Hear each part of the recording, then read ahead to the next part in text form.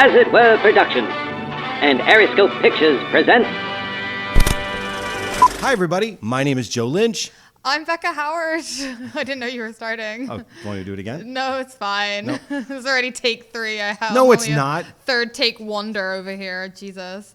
I was fine with all the flips and flubs that we were doing. I thought it made it organic and like a reality show. But every time that we flubbed an intro, Joe would be like, "Let's start again." That's so terrible. This is the That's a terrible me. official. No, you're right. You were like, "Let's start again." Doi doi doi. That's a better. I get in trouble for I using like that. movies. Doi doi doi. Wow. Well, welcome to A Couple of Old Fashions, a movie conversation show about movies for movie lovers like us. And we love talking about movies, and we love discussing and recommending movies. And there's nothing better than a good double feature. And we have one tonight for you. Well, one that we're going to experience on that couch very soon. But before we get to that, thank you so much to everybody who watched the pilot. We really appreciate it. We know we put it out there for free. If you're watching this right now, thank you very much for being a contributor, an investor, if you will, to this wild experiment that we have going on for the month of March. We actually have a couple comments that we wanted to talk about. Now, we're not going to do this every week because sometimes we're going to stagger the shooting a little bit. It depends on the schedule, unfortunately. This week worked out perfectly because we dropped the episode right after our live Patreon thing that is normally just a movie crypt thing, but I've been stepping in, fulfilling Adam's very large shoes. Natasha's told me. And that was TMI. Anyway, after we were able to release the first ever content after that live show, we got to see your first reactions, and we're actually recording this right after that. So it's all very fresh, as you can tell, still very much going through the ins and outs. But that Still does working mean it all out. that this week we're able to actually address some of your responses to our last week's episode in real time. That was one of the first things that I had heard from one of the Patreons, that they wanted the interaction between us and you. And we'll find a way definitely to still be able to interact every week as we go. It just, we might have to record some like episodes in advance, so before we're able to see your reactions, unfortunately. But let's see, we'll try and do this as much as possible. Yep. So, all right, so here, mailbag. A couple of old-fashioned printouts. So Dominic Stark said that I'm not going to read your picks for this week's theme. This is responding to last week's theme, which was one night only. Yes. Wait, hold on, ready? I put the graphic in there. Oh, cool. And it's going to say last week's, yes. Now go away. I picked Rocky Horror Picture Show. Joe picked Miracle Mile. It made for an interesting double feature. Yes. But we were wrong because Dominic Stark said we should have picked Escape from LA. I like Escape from LA. Joe's not a big fan. I'm like anything with Buscemi it up, I'm into. So that's a really cool one. And definitely... That's the qualification for Escape from LA is Buscemi? It's the qualification for every movie worth its salt. Fair. You should have a little bit of that Buscemi in it. The Buscemi juice. But yeah, he does qualify. He's a handsome man in his own interesting way. Anyway, won't go down that Buscemi hole again. Oh, boy. So he does qualify that because specifically with Miracle Mile, he wanted to make it more LA-based kind of vibes rather than Escape from New York. If it was an LA-based one night only, sure, I will give it to him there. Rob Taylor says he would have picked Halloween 2. What a fun choice. See, I like that idea that if you take Halloween 1 and Halloween 2, that is one long night. That's a hell of a night, yeah. That's the night he came home. Yeah. And also 2 films with that a little bit of a over. bookend with the beginning as well, having started when he was back as a child. Yep. All the way but back the fact then. that you can have two interconnecting Halloween movies as a double feature. Yeah, Halloween that never ends. Speaking as someone who's recording this at the end of February, beginning of March, Halloween seems so far away. Adam has an app that shows how many days before Halloween. Of like course he does. The 362 more days. Yeah, well, no, Halloween. It's like 280 or something like that. Oh, so. that makes me feel better. Yeah, It's we're almost a little there. Bit, almost. We're getting there. Michael D says, I'm such a Michael child. D. Metallica Through the Never. I love Metallica Through the Never. I didn't think about that one as a one night only movie. It is. It's all real time. Nimrod Anatol. I mean, concert movies in general. That's a great idea. What an interesting take on it. Like, one of my favorite concert movies is The Last Waltz, and that was specifically to capture. I mean, unless you count all the inserts where they shot all the documentary stuff, where they kind of went in and took out from the one nightness of it all.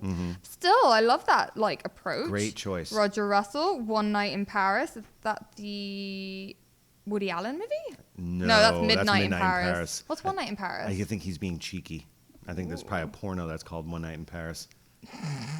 Jay says, Repo Man. I love Repo Man. I spent my entire childhood. My mom would always say, what a plate of shrimp, whenever there was like a coincidence, like if someone said something and then you saw it on the street, like a plate of shrimp. She would always say that. So I just thought it was an expression that everyone said in the world. And nope, turns out it comes from Repo Man. I was just already, my cinematic vernacular, I was already steeped. Well steeped even before I knew what I was referencing. Pickled in movie I was making trivia. the references. And last, Gabriel mentioned Before Sunrise. And yes, who doesn't love a good Before Sunrise? Yep. One of the classics. I obviously thought of it, but then didn't want to I felt like it was almost too much of the famous kind of like one night only. Well, you can't really do all three because they're spanning different And they're also times. not all nighttime. Yeah. The second one happens during the day. Yeah, that's true. Yeah. Okay. All right. Still a good choice. Great choice. It's an amazing. I love like the whole. It's so like European as well that you don't want to spend money on a motel, so you just walk around the streets and chat until the first sleep in an alleyway train in the morning. No, they don't. They just talk. Yeah, and captured. And that would be a very, very lovely Valentine's Day double was Miracle Mile. And then Rocky Horror you just throw on because, why not? Anyway, yay. Thank you for your comments. So, shall we get to this week's theme? Yes. Now, again, if you are just joining us, maybe you didn't see last week's episode, or maybe you just need to be reminded. Each week we come up with a theme that we talk about in the previous episode. Yes, and that's all we know when we come to this double feature date night. Oh, speaking of. Yes. What are we drinking? This, by the way, is the Hair of the Dog segment. Yeah, we'll keep up that stuff. I just want to just affect my voice. So it's a vodka soda with lime. Oh, okay. Fancy. Oh, wait. We're to the first of the cheers. Oh, the first of the day. Okay. So much. I hate Scotch, so I didn't really like the Rob Roy last week. I like vodka. Vodka is much nicer and sustainable. Smoother. Yep. So this week our theme is growing pains. Yay. So we came up with that last week. We have a whole list of themes that we're like kind of on the standby. It's kind of like the subtitle for this podcast. It's experiencing growing pains. Is next week's going to be canceled? Just over. No, it'll just be like... Oh, no. This is the end. We have one of those. We do, Not yet, though. Not yet. No, we're going to save that one. What I love about this one, and this was your pick for theme, what I loved about it was when we talked about it, immediately when I know your brain went to a certain version of movie and mine immediately went to, body horror, I guess. Yes. That's a hint, I guess, a little bit of a hint, because we don't know which the movies are yet, so we're going to reveal them, discuss which one should go first, then we're going to go over to that couch, watch them, then come back and discuss the movies with you and see if this was, in fact, a good double feature, what we liked, what we didn't like about the films, and go from there. Yes.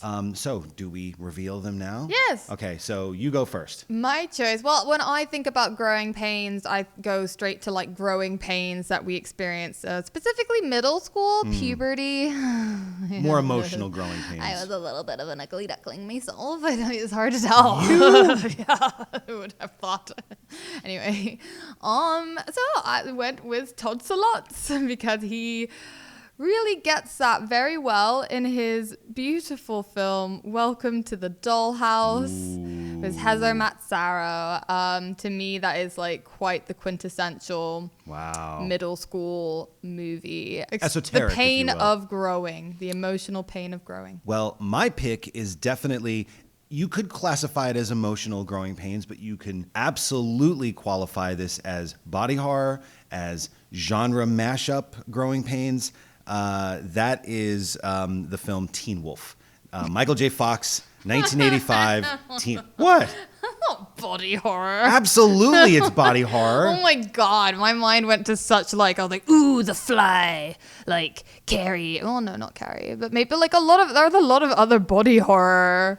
I felt things you could have gone down. Teen Wolf. I love Teen Wolf. That's fun, but you know. Teen Wolf works for me on I think many it levels. works as a theme. I just wouldn't call it body horror. Now that I know what your pick is, it's actually two perfect sides of the growing up in the school culture scene. I also think that it's very much the A picture. I think we definitely go with Welcome to the Dollhouse first because it is the A picture. It's serious. It's kind of straight-faced. And you need a little bit of levity, if you will, after Welcome to the Dollhouse. And Teen Wolf, I think, is there's nothing dark about that comedy. Light comedy with possibly a dick at the end.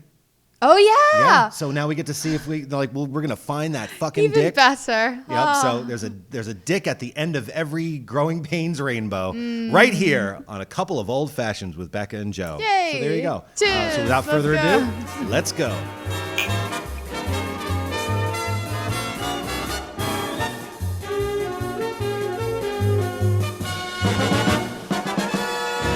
And now it's A Couple of Old Fashions with Becca and Joe.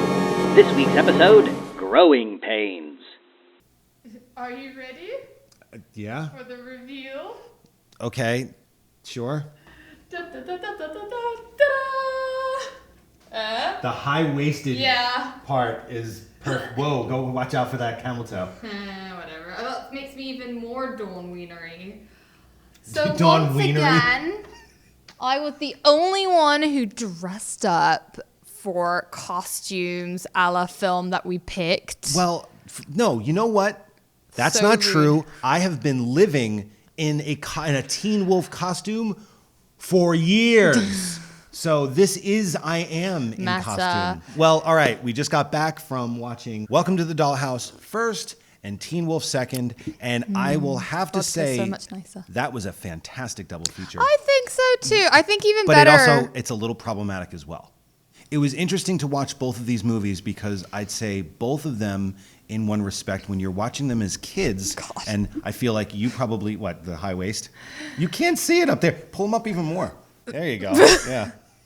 Poor Dawn. Just put them right over Poor your titties. wiener dog. Aww. Oh my god. The whole movie is just one big aww. No, it's not. It's one big. Well, for her, but one thing that I noticed about watching both of these movies together, they're both for kids. When I watched Teen Wolf when I was 10, it was before I was in middle school and high school, so I thought that everyone looked like 30-year-olds when you went to high school because the idealized version of what high school was that John Hughes cast everybody in their mid to late 20s so they didn't have to worry about child labor laws.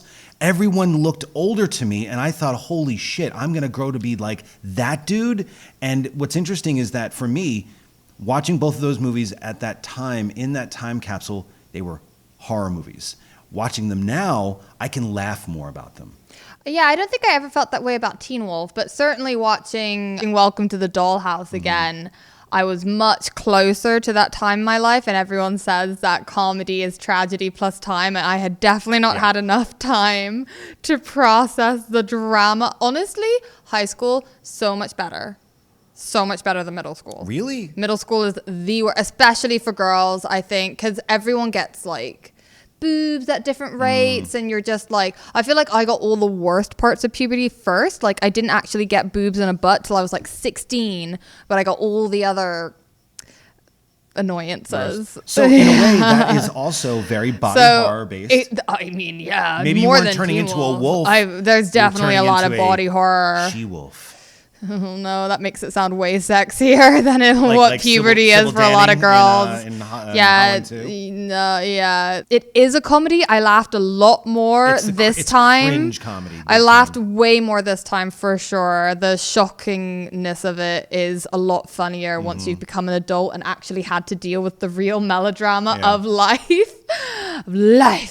But when I was closer to 13, the melodrama of just 13-year-old daily life and the way that Todd Solondz unflinchingly reveals it all on screen in this kind of painful, painstaking way. It was I was more, I remembered it as much, much darker and more like painful. That's what I mean though. Like when we watch them, when you're closer to the subject. I never felt that way about Teen Wolf. See, I did. Because by pairing those two together, I almost, there was part of me that wishes that we got to watch Teen Wolf first, only because it was like in the teen boom of the 80s where, that was what Hollywood was making money on. And there were so many movies. Teen Wolf was actually, I don't know if you knew this, Teen Wolf was made by the same studio and the same producers that made Valley Girl. And the reason why they made Teen Wolf was they wanted another cheapy, quickie, like low budget. Those were my movie. nicknames in middle school. Cheapy and quickie. Not Chubby from Teen Wolf? No, I was never. No, I wished I was chubbier. I was much more like, just looked like a string bean boy for way too many times. I wish someone would have wanted to meet me at 3 p.m. If you've seen Welcome to the Dollhouse, and you know what I mean, Don't go any and further I think with you this do. joke. Oh my god! But what's I have low self-esteem. What's interesting about this way that we did it was that Welcome to the Dollhouse, when it came out in 1995, it won the grand prize at Sundance Film Festival. Todd Solondz had basically kind of announced himself.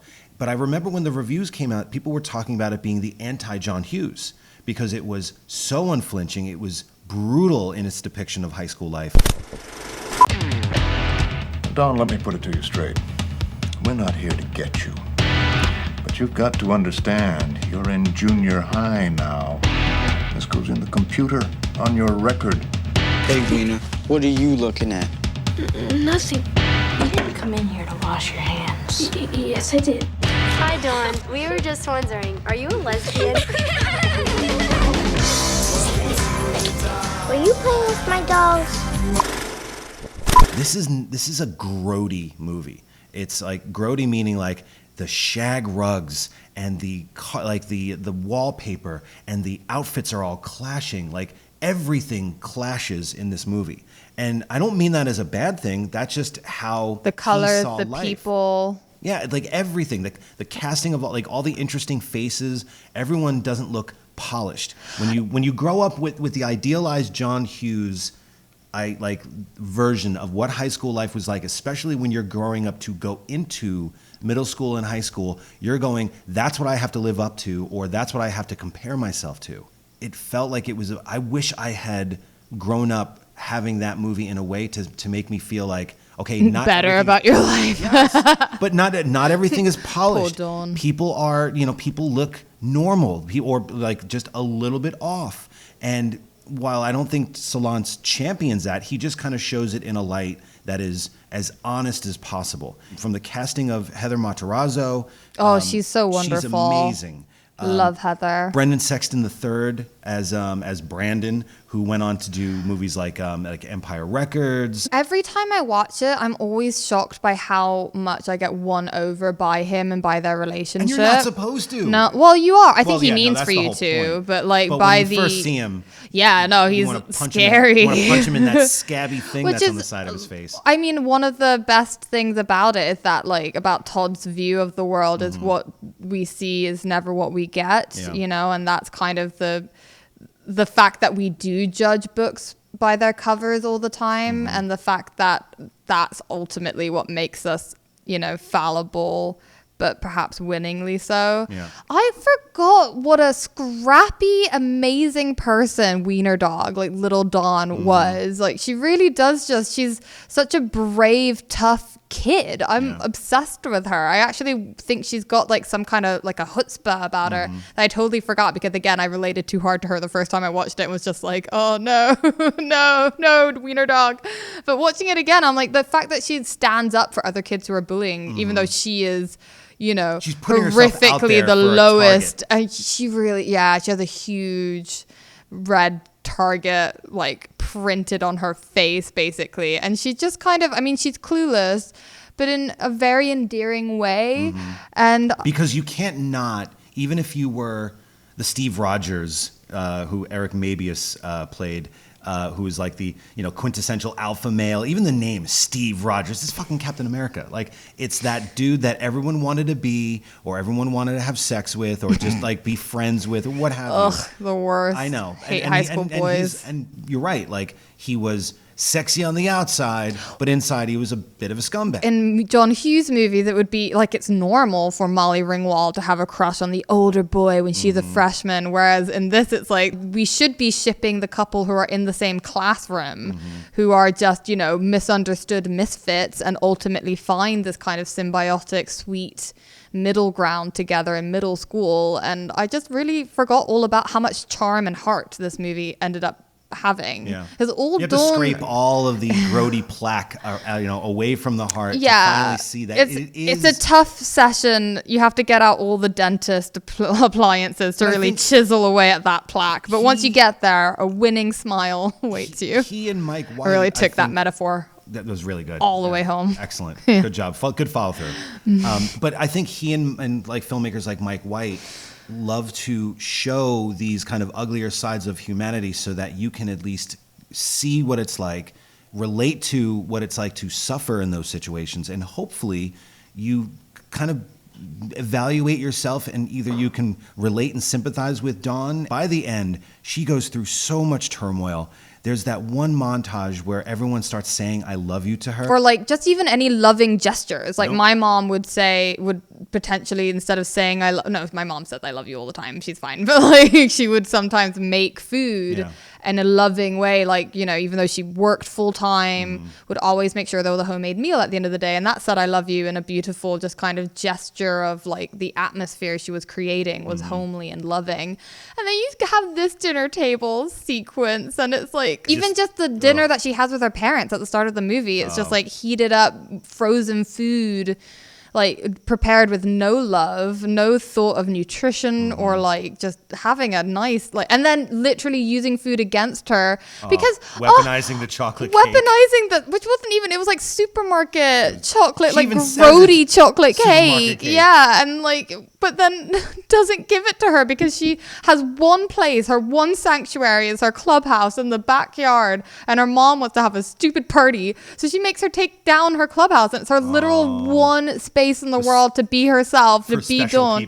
The space is the clubhouse for special people. Oh my God, Dawn. Do you think... Break my heart, Dawn. Do you think that... Stupid mom. You, Mom. Do you think anyone is going to feel triggered Dawn's mom by some of the more dated terminology that I think people like more on the woke end are going to be like triggered by? They shouldn't be. I mean, ultimately, you should never go into a film that is trying to honestly depict its surroundings and expect to be able to judge it by the honest surroundings of your own moral era. And isn't that a good thing, people?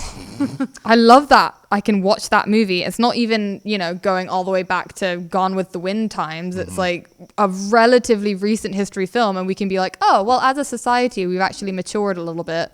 Isn't that a good thing? I'd say so. Well, isn't it good that we can watch a movie from like 20 years ago and be like, oh wow, we've done a little bit better as a society. Like now we cringe at the use of certain words and derogatory language to express ourselves. Like that's good. It's great that we can watch a movie from before and be like, oh, we're better now. It would be terrible to watch a movie and judge it by today's moral standards and think like, oh, we've just stagnated in our culture of like if a movie comes out now, judge it by today's standards all you want. From a certain time period, you have to be able to travel back in time with the film, and that's a wonderful thing. If you're triggered, then that's great. Be happy in your triggering and relish your ability to discuss that and think about how that made you feel and the provocations. I mean, cherish that. It's part of our right as a humanity. Could this movie have been produced and come out today, even if it was set in the 90s, and have this? Because I think when like watching this movie and knowing that it's a film from the 90s, I think some people will accept that some of the like the harsher stuff. Because could you get away with a character, you know, in a comedy beat, say at 3:00 I'm gonna rape you? You know what I mean? Like I could see someone going, oh, even though it's set in the 90s, I don't know if you can get away with that sort of thing. I think that if you're being honest, I don't think you should ever think about how people are going to interpret or get away with jokes. I think you should like be honest to the character and the world that you're creating. And if it does provoke a certain reaction out of them, great. Then you can actually have like an honest conversation about it. And if people laugh, surely that says something worse about them than it does about the character in your movie. So I don't know. Getting away with is something that irks me, because I don't know that I ever want to feel shackled by other people's expectations of how characters should behave when I'm writing those characters. I literally feel like American fiction when I write. Like, I have the characters talk to me. And if those characters start being like, whoa, no. Be careful. You don't know how someone's going to react. Watch out for that woke culture. Yeah, exactly. Then I feel like I'm being, dishonest to them. And that's where you can find a lot of the laughter and joy in it. That kid who says, I'm gonna rape you, is like, never does, is actually the only one who displays any real affection. His version of saying I love you, yeah, in a way, but he hasn't got the language to verbalize it in any other way. And and you find that out throughout the course of the movie. If you choose to get so offended that you just turn the movie off right then and there and leave the theater, then you're massively doing yourself a disservice, because you don't get to see the fact that this kid is very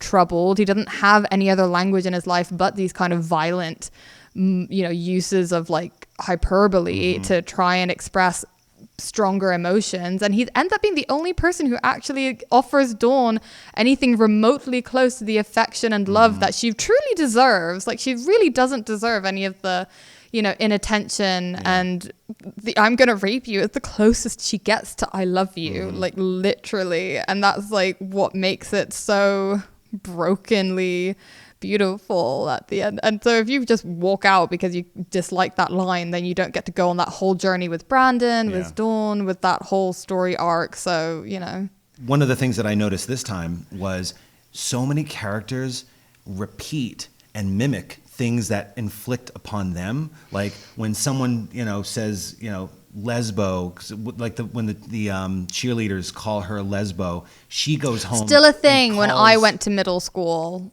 lesbian was still being used as a derogatory term. Like, you'd be like, no, I'm not. And now I'm like, yeah, I am. Not all the time, obviously, but like sometimes.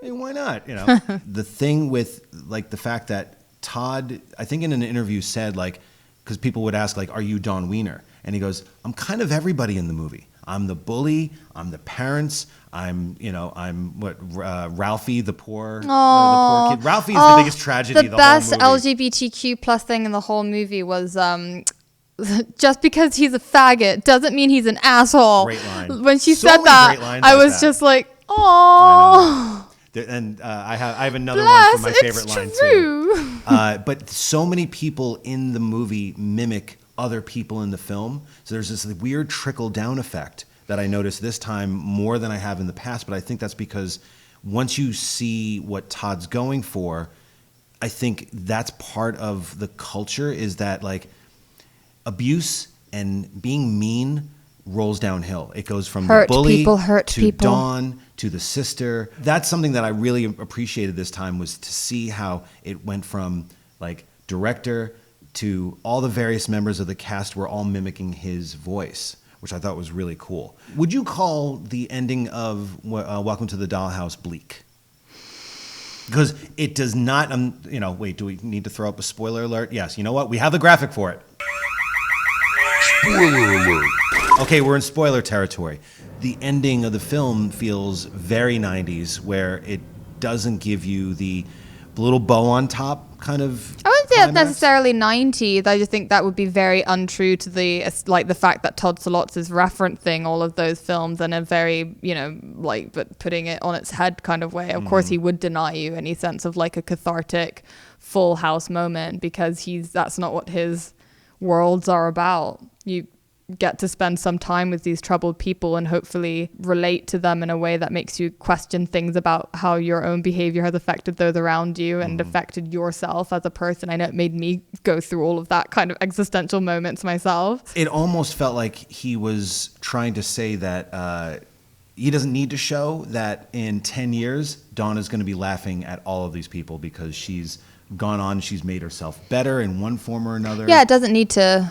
I think by that point you should have related so much to the world building that you almost like you take from it how you've built a life around yourself, which is one of the reasons why I've enjoyed it a lot more this time, because I've had more like inroads into my adult life in which I can try and respect the fact that the difficulties I faced in middle school have had positive influences, some negative. Self-worth is something that I think gets established in middle school. And if you had a hard time in middle school, sometimes you have a hard time building up that self-worth again throughout your life, unfortunately.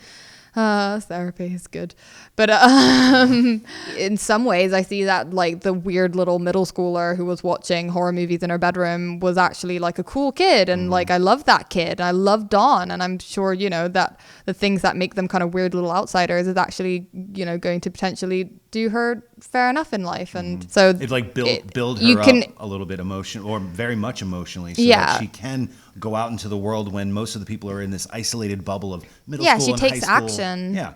I can't wait to watch this movie in another 10 years in my life and see how it's affecting how differently I approach it then. Also, major shout out to the Star Trek Next Generation poster in the background with her brother. Yeah, the nerdy older brother who I also related to because of all of his nerdy posters in his bedroom. I was like, yay, Next Gen! You know? It was the best of all of, in my opinion, the best of all the Star Treks.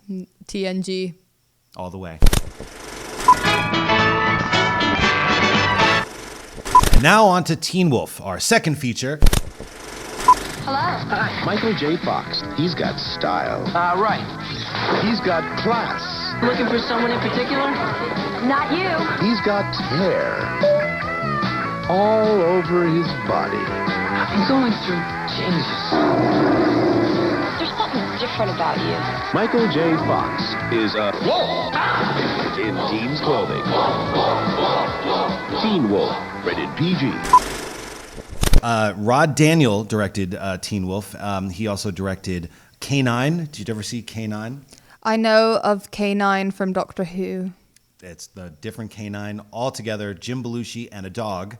Where's our dog? He's over there. He's had enough. Also directed I'm sure you have as well. Yeah. No, come on. We're getting to the good one now. Wow, no, so he really liked dogs, huh? Beethoven, K9. Also, the Dudley Moore, Kirk Cameron classic Like Father, Like Son. It stars, obviously, Michael J. Fox, James Hampton, who played the dad, Jerry Levine as Styles.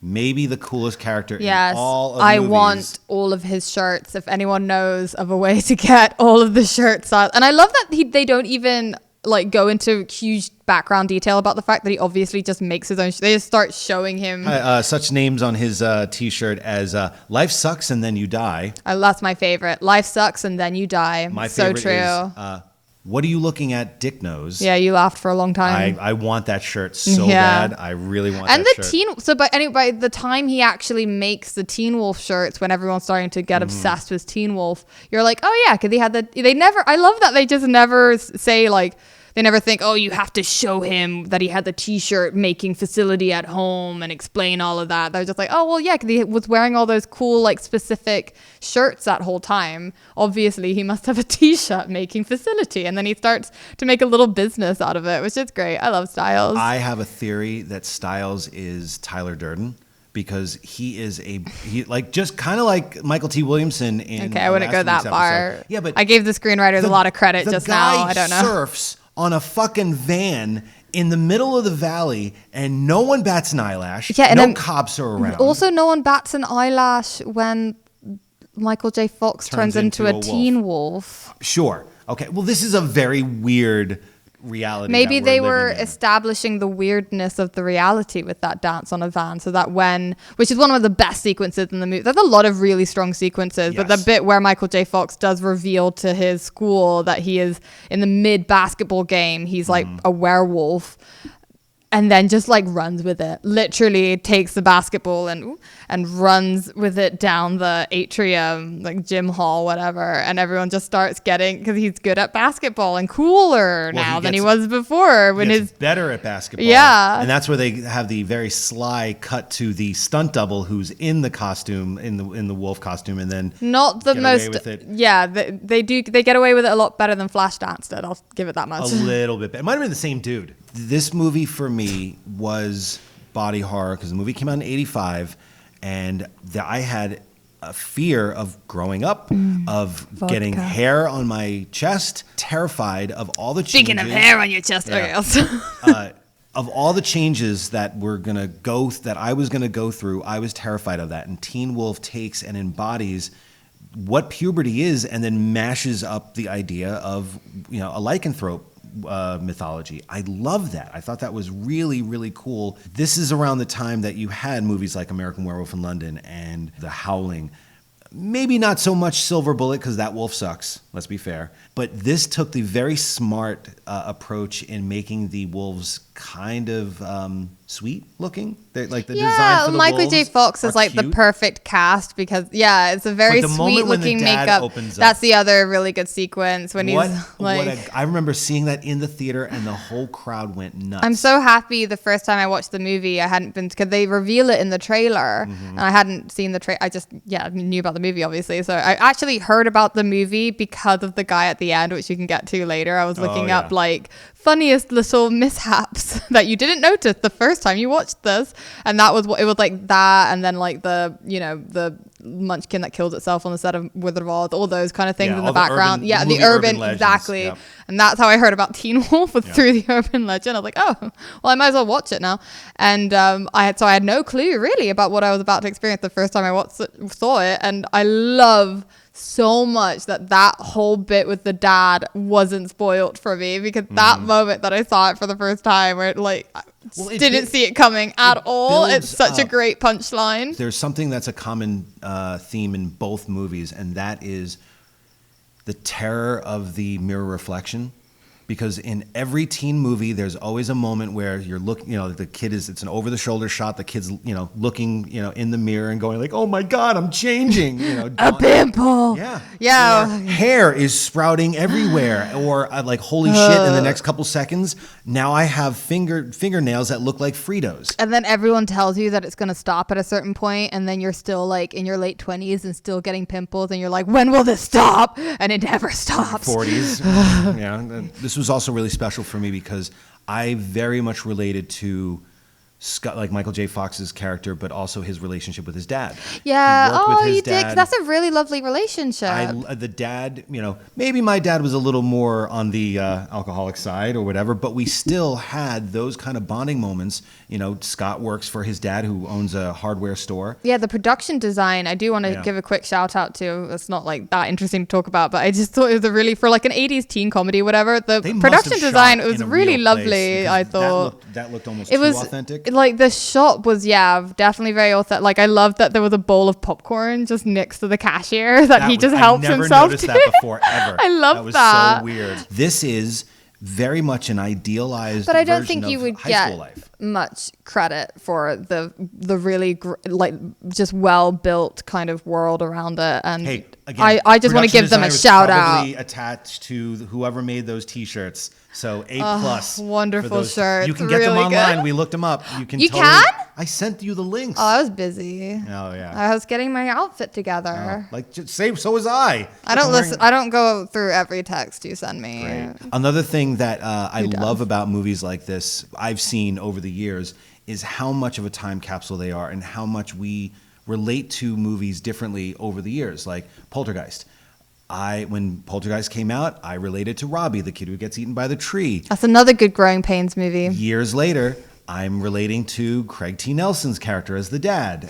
Before, after. I related to that the most. Always. It's been a while since I watched Teen Wolf, so for the longest time, I related to what Scott was dealing with when he was changing in the mirror and the dad's knocking on the door. Okay, Dad.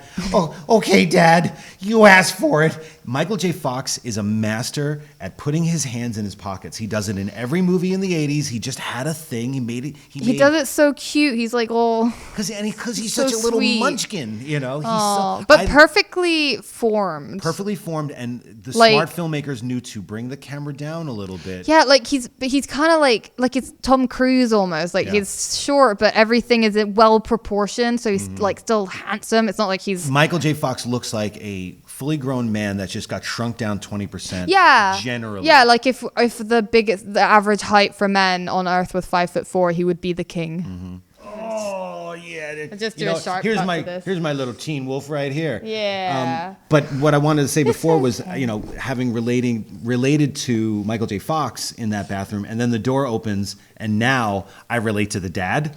Oh. I'm all gray, yeah, man, it's so sad. Well, no, look, the guy who plays the dad, James Hampton, who was in Sling Blade and China Syndrome. He does a wonderful job too. He's such a great movie yeah. dad. It's definitely like after spending some time with the Wieners, you're very, very relieved to spend time with the Howards. Oh, it's the same last name. I was like, oh yeah, the Howard your family. Howards don't suck. I mean, yeah, they have the good. The Wieners have problems. Yeah. The only thing I would say that I disliked about it was towards the end. Oh, yeah. I couldn't quite remember how it ended, and I knew that it was about like self-acceptance and stuff. So I thought there would be a moment where he which there is, there's a moment where he becomes human form again. And he's like, I want to do this as human form me. And you're like, oh, that's nice. And then there'll be a moment where he becomes wolf form him as well. So to show that he, can be both. Like accept all sides to himself, but he kind of rejects the wolf at the end, which, by the way, which I didn't remember. I was like, oh, and then at the very end, when it's the tie break point, that's when he'll be like, well, now it's time to call on my wolfness and like be kind and loving towards that part of his puberty as well. From a queer sensibility and like the wolf being, like his true self. Like the fact his drag. Yeah, well, like the fact that he denies it at the end. Yeah, it's a little dark. It hit differently this time. The director actually changed. The original ending was that he did turn into the wolf at the end for the final point. That's what you expect. Yeah, because you want to see him accepting because the duality of his new self. Exactly. Because like throughout the entire movie, he's like, well, the wolf is cool. I'm going to be the wolf, and so that's kind of sad too because he wants to accept both the. Because he's not going to. It's just because you deny it doesn't mean it's not going away. Yeah, you need to be like Craig T. Nelson before, after. Like you have to enjoy it. Like both the before and the after. And just accept you as you are. That's what like and watching it again made it a little problematic for me that it was like stifle down your true self to be happy. A little bit. A little bit of a muddled message. Except the good part, like except the more societally acceptable ones, and then the kind of weirder outsider parts are less acceptable. So you should stifle those parts down, which I guess is high school. But not the message that I think a high school movie should have. It's certainly not one that's meant to have a happy ending. Yeah. Even Dawn was being more authentic to herself than Scott Howard was. Well, the evolution of Dawn Wiener in the film from point A to point B in the film, in Welcome to the Dollhouse, she doesn't change much, we just kind of see her life and then we hope and pray that she's going to have a better future. Whereas with Scott, she will. Teen Wolf was shot because Michael J. Fox had an off time because of Family Ties was on break because Meredith Baxter Birney was pregnant. So he had a little window and he's like, I got to capitalize on doing this movie. So he shot that first. Then the whole thing with Back to the Future where they recast Eric Stoltz and he was like, well, I'm in. Not expecting that movie was going to be the big hit that it was. He was so embarrassed by Teen Wolf that's why he didn't do the sequel. Jason Bateman did the sequel. He was probably resentful if they capitalized off his fame from Back to the Future to really sell. Oh, I'm sure they Teen wanted Wolf. to. Yeah. So I'm sure. I mean, that's happens. I think in the end he was smart, but the point was that he was going to continue his story into college because Teen Wolf 2 TOO continues the story into the college years. I just wanted to see him turn into the wolf again, to show, like, if anything, I wish that there was a way that you could do some kind of legacy sequel, reboot or whatever, and show what Scott did when he went into the professional world and what it was like when he had kids and passed it on to them. Just merge it into cruising. I didn't like how the message of the movie made it seem like it was bad to be had you ever thought that before? Was it because I started saying that while watching? No. My perspective was making you change your opinion on it? It was because I was going through puberty when I was watching that movie a lot. So the fact that he rejects his authentic self, I didn't see it that way.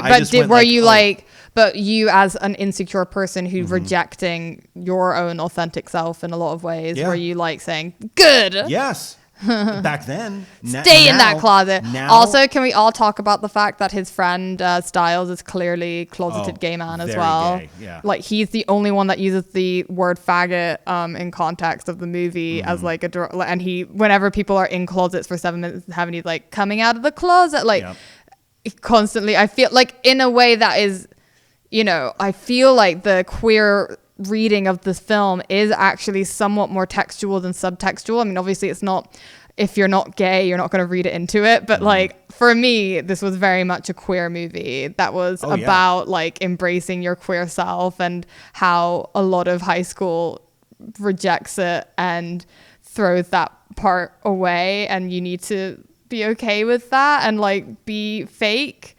And so maybe you were feeling some kind of way about that when you were a teenager and being like, he wins the game, he gets the girl, and he stays Michael J. Fox. He's not the wolf. He stays in the closet. And I think that that's a weird message. It's not a weird message. It's a depressing message. So while incredibly entertaining, ultimately anti-queer movie, which very is funny. Funny because we then get treated to fuzzy VHS penis, which upon high def rewatch, I think is actually a belt. They debunked it a couple of years ago. It was actually a woman. So, see, it is a belt. Yeah, it was a woman. If you don't know what we're talking about, there's an urban legend at the very end of the movie. If you're watching this on a blurry VHS, you can see an extra in the background on the last shot before the credits roll, and it looks like their fly is definitely down, and it looks like they're pulling their penis into their fly and doing like into their jeans and doing up their fly. On the higher def version we just watched, it was very clearly their fly was down. Trust me, it was like the Zapruder film or whatever. Yeah, like but it was very clearly dick into the left because you can't see the person; you can only see their waist, like waist down. And it was very clearly a belt that was going through. I mean, still fly down, which is, I mean, come on, girl, what were you doing? Like, turned up for an work. Is tough. I will also say that I was definitely I was a boof man myself, and of the two girls that he had to choose from, the girl named Boof, I was a boof man. I was definitely the boof on the boof side, if you will. You don't like the blonde? No, you're definitely more of a boof. Yeah, more of a boof. Yeah, you're a boop. I'm boof. All about the boof. Definitely boof. The bully, Mick, is an evil, sadistic fuck. You know who's the worst bully in this movie? It's Scott Howard himself, bullying his gay, authentic version of his realness back down inside of himself in order to fit in with his shallow high school mates. And even Boof is one of them, because even she's like, no, I like everyone else is like, woo, yeah, be gay, we love it. And she's like, no, like, so maybe I'm anti-Boof actually, because she's the one telling him to go back to his. Oh, I just liked her sweaters. Those sweaters were her sweaters cool. were on point. All right, you can be anti-queer as long as you wear good sweaters. I'm okay with it. Boof. But no, I think of the two, ultimately, what ended up feeling darker is Teen Wolf. Yeah. Surprisingly. So, what did you think about how they worked together at the double feature? I do think they worked as a double feature, definitely because of the school culture, kind of two sides of school culture. One obviously much more emotional and grounded and very awkward, and another one that was putting a new spin on the 80s John Hughes paradigm that affected and fucked up a lot of kids and a lot of generations that all thought that every teenager looked like they were 25 years old. I really like the dichotomy of those two movies in highlighting high school life in America at those times. I really liked that kind of juxtaposition. I thought that was really good. I think that the order was perfect. At first I was like, it'd be great to do the 80s and then the 90s as like an evolution. But I think we needed emotionally. Yes. And we also needed that amazing montage at the end of Teen Wolf that win in the end. That's my favorite scene of the whole movie, because I wanted to talk about how great that ending, like montage, the big basketball moment, like it all comes full circle when he starts out of the basketball and he ends at the basketball. I do think that's a crucial part of a big rah-rah moment. Date night double feature. You don't want to go down on the date night on the double. Well, it depends how long on a double feature. Like for the B movie, just have that more intense and dark experience. Bring the room up a little bit by the end. Definitely. And Teen Wolf it's important. Definitely does that. Yes. So I agree. I like the order and I like the overall thought-provoking nature of both. I didn't expect to be provoked so much in Teen Wolf. I was expecting it out of Wiener Dog. I didn't. Yeah. See that's Wiener Dog. Welcome to the Dollhouse. I'll get it right. That was unexpected. I expected the darker version of The Night to be the 90s indie film, not the studio, the studio 80s comedy. So that was surprising. Yeah, and I think that almost Todd Solondz's film primed us to have these kind of more intense cerebral thoughts so that we went into Teen Wolf already like thinking about our own experiences in middle school and how they've affected our lives, how we've sort of tried to therapize ourselves to become better adults. Yes, real word. Yeah, I like that order made sense for me in that way as well. I think they supported one another in a good way. I would say if it wasn't a growing pain theme, then a great double with Welcome to the Dollhouse would have been American Dinner. Dinner in America. Like immediately the vibe really feels, and they really feel like the lead in Dinner in America, like the lead character girl in that feels very Wiener Dog. Wienerish. Yeah, exactly. So I would say that would be a cool double feature. I'd like to see them both together. What about Napoleon Dynamite? In a way, right? Oh, I hate Napoleon. I know, but it's like sorry, any Napoleon Dynamite fans out there. I'm not the biggest fan either. I wouldn't mind watching it again, but it had that same kind of, I guess, singular awkwardness. Like what Jared Hess was trying to do with that. Not nearly as cringe-worthy at times. The cringe factor for me makes it hard to enjoy it. But. What about Heathers? I kept thinking about. Yeah, Heathers and Teen Wolf almost actually I would like to see together. You could actually stick Heathers smack dab in the middle of Welcome to the Dollhouse and Teen Wolf. I don't know. I guess both Welcome to the Dollhouse and Heathers has more of that owning your own inner darkness kind of sensibility. And Teen Wolf, again, not like that. It's about rejecting your inner everything. So, yeah. Teen Wolf, maybe a thumbs down after this discussion. It was entertaining. I love Teen Wolf. I feel like talking about it. I'm like, oh yeah. But it's got some anti-queer. It's got some questionable shit going on thematically that I didn't expect. Yeah, I never thought about it in that term before. And then hopefully you're thinking about it too. I just hadn't seen it in a long time. And I just kept waiting for him to be like, I was like, oh cool, he's accepted his human side. Like, when is he going to accept his wolf side? Any second now. And then I even said to you, and he turns into the wolf at the end, right? Yeah. And you were like, I don't know, wait and see. Yeah. And then I was just waiting for it. And it never happened. Just never happened. I mean, I knew. And I felt very, very unsatisfied. Yeah. And then this is our raw, after the fact thoughts. We've just talking it out really is like, I really, really wish he'd had a moment to be the wolf, the Teen Wolf. Fuck Teen Wolf. Yeah. A little bit. Although. Sadness. I will, I have to at least quote my brothers and I said many times in the past, even though we did not drink beer at the time, and that is. I want a keg of beer. Said it a million times, and the way that he says it too, with those cheesy glowing eyes, and the guy's like, "Oh!" I love that scene. I don't know. Yeah, I'm depressed now. I want to Teen Wolf. We can watch Teen Wolf 2. No one's watching Teen Wolf 2. So we hope you enjoyed this second episode of our couple of old fashions, our situation as it goes and grows painfully in real time. Yes. Hey, at least we have both cameras working. I hope. My God. I'm not doing this again.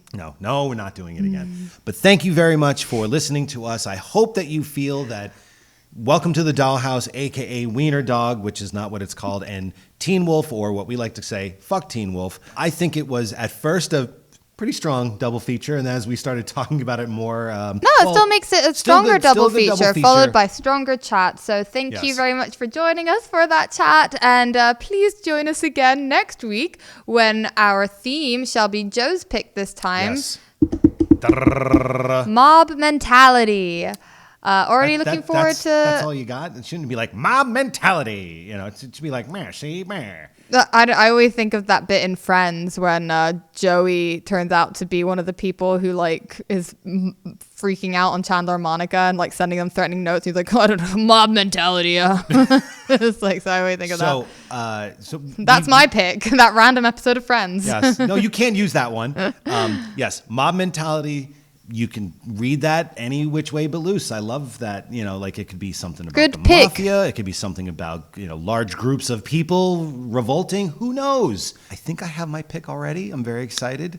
Immediately I was like, oh, because, we're not going to talk about it. We're not going to talk about it. But I still need to percolate. Yes.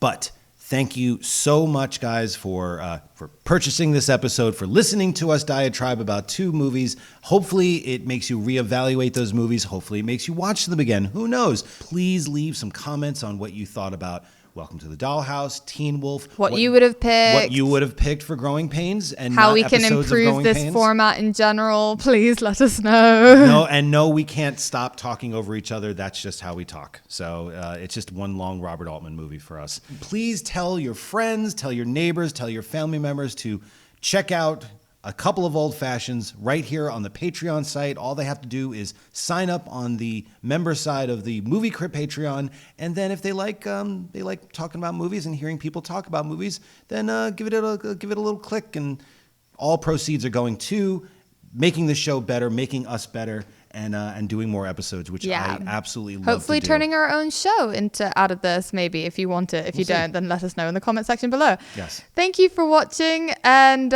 movies. I can't. I feel too performative now. No, you have to do it. Movies. The only marathon worth participating in, and what date nights are made for. Yeah, back to 1. Yeah, it was all right. We have some. I have some notes. And now, folks, it's time to say goodnight. We sincerely appreciate your patronage and hope we've succeeded in bringing you an enjoyable evening of entertainment. Please drive home carefully and come back again soon. Good night.